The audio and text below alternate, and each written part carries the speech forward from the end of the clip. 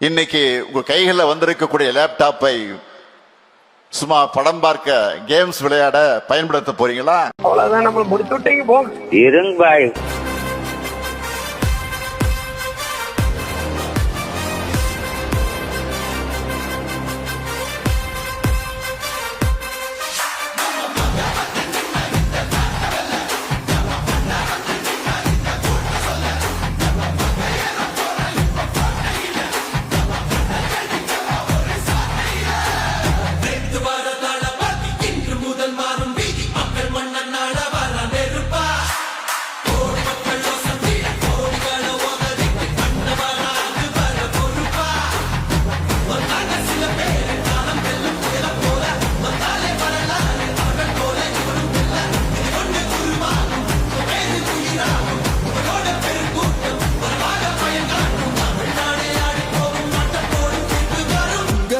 உங்க விஜய் உயிர்